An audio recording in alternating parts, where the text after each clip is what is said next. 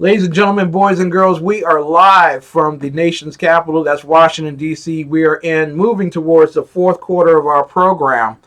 And four fingers up, four fingers up. This is the Exceptional Conservative Show. We are live. Mary Brockman, my bouncer chief in the chat roll. If you diss her, you diss me, you will be dismissed from our program. Tonight, we are blessed with a great new guest on our program for the next 3 weeks, hopefully.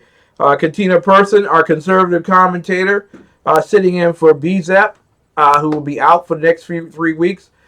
You can find her at simply_Katina, at simply_Katina. What a great joy and privilege to have you back on the air with us, young lady. Thank you so much. Thank you for having me. Listen, I just, I'm not the kind of guy that needs other people to choir sing with me, but were you aware of what happened at CPAC? And I just want to get your thoughts regarding that. I was not aware. I was listening to you as I was on a call that I just could not believe it. I saw the whole thing with Trump and teasing and the Mini-Mike thing, and I just wasn't aware of what you were saying in the last segment, and I was just shocked. I was just shocked, not that they can't be a part of the conversation, because we do know that there's a group called the Log Cabin Republicans. Yes. But at the end of the day, when it gets to the point that you're pandering, there's a difference between giving someone a seat at the table so they can air, their issues or their ideas or grievances or whatever the case may be. But it's a completely different story altogether when you are pandering. And you would think that Republicans would have learned in the past that does not work. It doesn't work for the Democrats, and it definitely doesn't work for. Exactly. Now, the first thing that people would say about me is that I'm a bigot, I'm a homophobe, and I'm neither one of those. Well, actually, I am a bigot. I believe by God all things, which is the original King James version of that. But I am definitely not a homophobe. I fear not homosexuality, nor lesbianism, or pedophilia, or any of those things, except for when it goes to our children. And I really believe that the message that we need to send out that is completely different from what was done to that 9-year-old boy is that we love our children. We will fight against abortion. We will protect our children by all means necessary. But I really believe that the love of children should be the core of what we talk about. Am I in the wrong place there?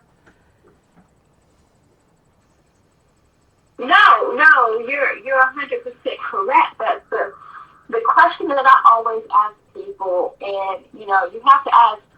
People say we have to love our children, and we do. But so often we see in society that that's just lip service that people give. For example, I could never allow my kids into a public school today. Mm-hmm. I know some people have no choice, but I will figure something out, because public schools today are nothing but indoctrination camps. And if you don't know that the progressive movements or these Marxists or whomever don't understand the importance of children, all you have to do is look at history and see what they did with the kids. Even in China, when they were taking the children and brainwashing them to go against the adults and to go and turn their parents in, that's something that the left has always done. And with the same intensity that they go for the children, we have to protect the children. I agree. The same intensity. I agree with you wholeheartedly. Listen, we have a meme up right now of a man who's wearing his woman's thong as a mask in China. And I want to talk with you right now about the fact that people have gone completely bat crazy over coronavirus. Your thoughts on that? Am I wrong to tell people that you are more likely to get struck by lightning 3 times in the same place than to get coronavirus?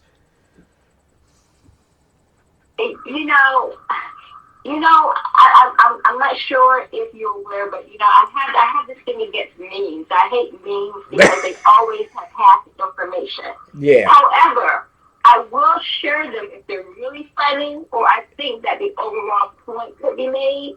And one of them that I did share, and I did not have a chance to check the accuracy, but they talked about how with every election year there is some type of virus or something that's going to kill us or something that's going to take us out. And this whole thing with the coronavirus, people are just losing their minds and going crazy. It's nothing more than any other virus, nothing more than any other respiratory, just like the flu, just like the common cold. And it's just about, we had 2 people die from the coronavirus. Okay, well, what about all of the thousands of people that have died from the flu? Yeah. That's just ignored. And there's so many other diseases. And then you have people who are like, well, no, this one is different because it was made in a lab. They're always studying viruses in labs because they're always trying to work on some type of vaccine to try to make it so it's not as bad. I found stuff online. I started doing research. They've been talking about this since the mid-2000s.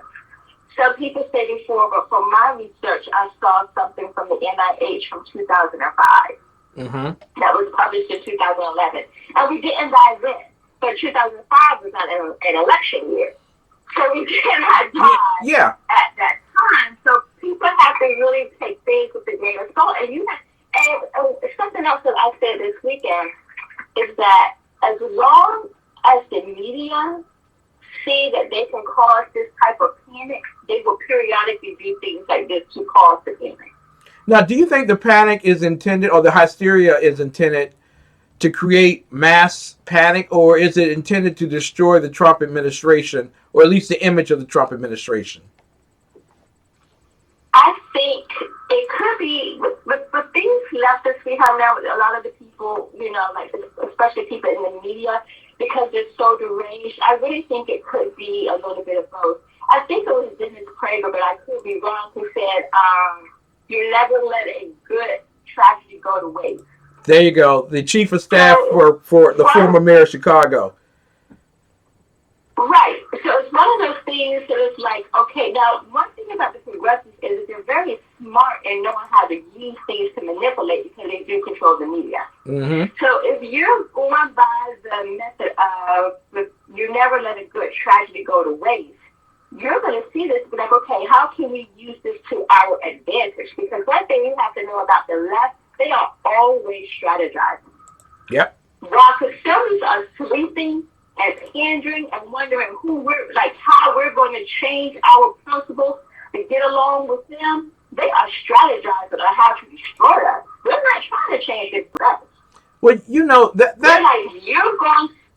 Katina, you're not supposed to say that to conservatives and Republicans. You're not supposed to say it because it make them feel bad.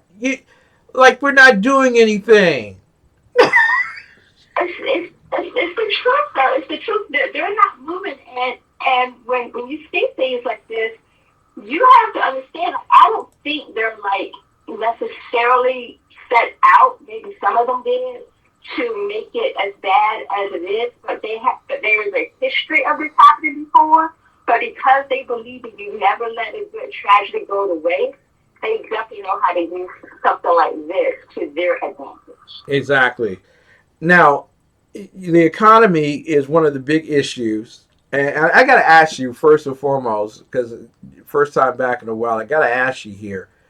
Do you really believe that 35% of black people in America are going to vote for Donald Trump in the next election? Because this is what Black Voices for Trump is. Thank you. This is Black Voices for Trump is telling me. Thank you. Can you tell us why? I don't, I'm always hesitant to say certain things on people's show because, I can be bold in my language, but I know I have to be. I always tell conservatives when I see them say stuff like that. Number one, I don't want to make it a racial thing, but you have to because that's a fact. You have to talk in reality. You can't talk in how we want things to be. Because if we're going to speak in how we want things to be, I don't want socialism even on the table. Yep. I don't want the stuff that we're dealing with even on the table. So we can talk about how things should be. We're not even going to talk about those things. We're going to talk about things that actually are. And the reality is that conservatives have allowed themselves to be painted a certain way. The Democrats have painted them a certain way. And black people believe it. So I don't care what you say. No, 35% of black people will not be voting for Donald Trump. But what I will share with people is this. Mm-hmm. If conservatives are smart, which they aren't, but if they were, they would realize that at no other time have I seen more black people disenfranchised with the Democratic Party. Mm-hmm. Mm-hmm. I see more black people questioning the motives of the Democratic Party than I have before. And what a lot of people may not know, as I've shared before, I've been at this since the 90s. Yeah. Debating politics, working in the community. I've worked with a few campaigns. I've never seen black people at this level of discontent with the Democratic Party. And if the conservatives were smart, they would understand how to strategize and capitalize on it. But as I keep saying, they're not smart.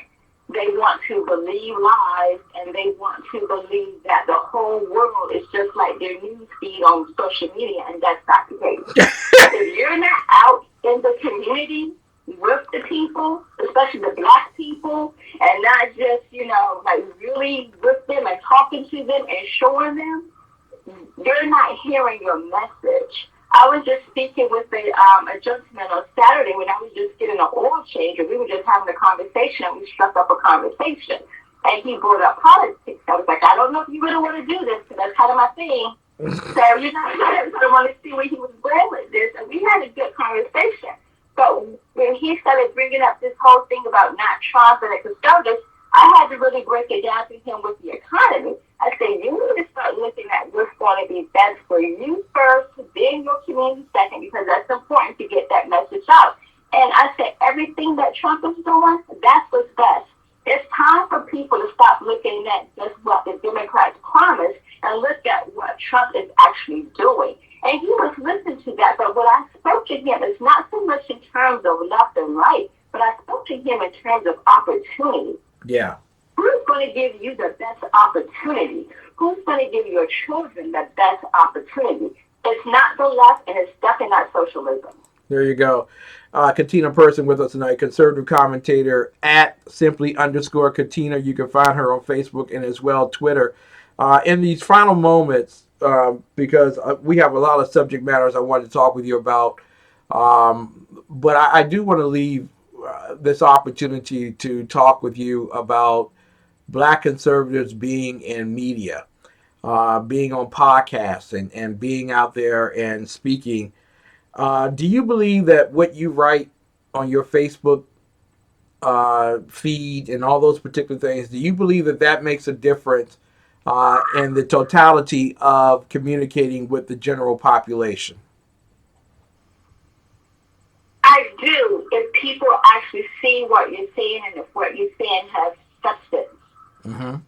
I do believe it. What I want to say is sometimes when I share a lot on my personal Facebook page. Yeah. And sometimes I share things for my friends only. Mm-hmm. And sometimes if it's important enough, I want to get the message out there enough, I will share it open. Because when you share it open, of course, it can go anywhere. Your friends, just random people, or whatever. Yeah. And I have seen random people that I don't know who they are, how they even found me to share my stuff. Plus, I have a Facebook group that I share information in. Plus, I am starting my own podcast in order to try to get the message out. Because I think that there's a wedge and I think there's a void, because a lot of times when people are speaking to people, my passion is always to speak to middle class people, working class people, because that's my background, as well as the African American community. That's my community. Yeah. And I think that a lot of times, though, when you're having these conversations, people speak so much in left or right, they really never speak to the people in the middle. Mm-hmm. And I take time to really try to. This has been things that I've built over the years, because when I was first doing this years ago, I used to just come at people like just like with guns ablazing. Yep. And what I realized is that isn't always the best option. And I was watching something from the Black Republicans and the Black Conservatives or Trump or whatever they were called. And I was watching a video that they made, and I'm not trying to down or anything. It's a good video, and I can really appreciate what they're doing. I'm not going to down what anyone's doing because I think that we all have a different voice. Yeah. And I think that we all have a different way of going out and reaching different people. I do believe that as long as we all have one goal that we're trying to get to, but there may be different ways to get there. Like we can all decide that we want to meet up at Gallery Place Metro, but we may all have a different way to get there. Exactly. But we're all still going to meet up at Gallery Place. So when I say that to say that what I noticed is that they just kept comparing everything with slavery. And you have the black and left who always talks about slavery, which I understand why the people on the right, when they made their video, they were like trying to take back that slave narrative. But can we just at least let us get the sharecropper? Leave the slavery stuff alone. Let us at least make it the sharecropper. Like at some point, you don't have to always talk down to black people. Sometimes just talk to them. Exactly. And if you talk to them and you know your stuff, you'll be surprised at what you can come up with. You'll be surprised at the dialogue that you can have. I am very appreciative of the fact that you're telling people to stop chasing the slavery. Senatorial candidates from Michigan, I believe his name is James Johnson. I can't think of his name completely. Mentioned that he was the son of a son of a son of a son. The whole idea is most young people have never understood or identified with slavery. They can't even identify with the civil rights movement. All they know is my student loan debt is excessive. I can't afford to live in the inner city. And it seems that no matter how hard I try, I can't seem to find a job that's going to give me the wealth that I need to survive. Why aren't we speaking at people at that level and changing their hearts and minds for it? And I see what you do on Facebook, and I've always invited you to do our TV show because there needs to be someone out there saying, wait a minute, you know what? You may never be a slave again unless you take out a student loan, and then you know what indentured servitude is all about. So the bottom line is that we need to deal with the issues that matter most to you right now. And while the Democrats will tell you that that is selfish, I'm going to tell you that it's self-interest. And in the end, everything that you do becomes self-interest because it's about you. Am I wrong in this area? That's right. Not at all, and I love the way you say that. It's not selfish, it's self-interest. I love that, and that's so true. Listen, in closing, where exactly can people find your stuff, read your stuff, listen to you? And you're going to be back the next 2 weeks, am I correct? Yes, I will. Awesome. God willing, I will be back in the next 2 weeks. They can find me on Facebook, as you know, just Katina person. They can see my profile and everything that's on your page. You gave out my Twitter handle. I'm going to update Twitter more, but within the next week or so, I am actually going to start my blog as well as my podcast, and I will have the information for you where people can find me there starting next week. Well, let me do this for you. Because I have a very small viewer and listenership. I'm just kidding. I know you don't. That's all. Like, what are you talking about? Only 2 people listen to me every night, and one of them happens to be a dog. So I want. Yeah, that's how I'm going to start out. That's how I'm going to start out on my blog. Exactly. Well, what I want you to do is I want you to put your blog on my Voice of Liberty page. So that you will have access to a larger readership. People can see your stuff on a regular basis. And you give me your RSS feed. We will put it right out there for people to see. And you can be criticized just like I am. So there you go. That's right. Hey, look, I am used to that. If I don't get called stupid for something, exactly. I'm telling you, every day. Exactly. Exactly. Thank you so much for having me, and I look forward to talking to you again. All right. Katina Person, ladies and gentlemen. You can find her at simply_Katina. You can also, ladies and gentlemen, find her on Facebook. And no trolls are allowed. No trolls. We don't need those. Just people who want to get information and do well with it. Ladies and gentlemen, you are watching the Exceptional Conservative Show. We are a republic, not a democracy. TECN TV Republic 2020. Yes, ladies and gentlemen, election year. You are watching us on the best in urban conservative news and talk, TheExceptionalConservativeShow.com. We will be right back with more of the best in urban conservative talk. Maketh thy way backeth from the restroom to finish us off tonight. We'll be right back.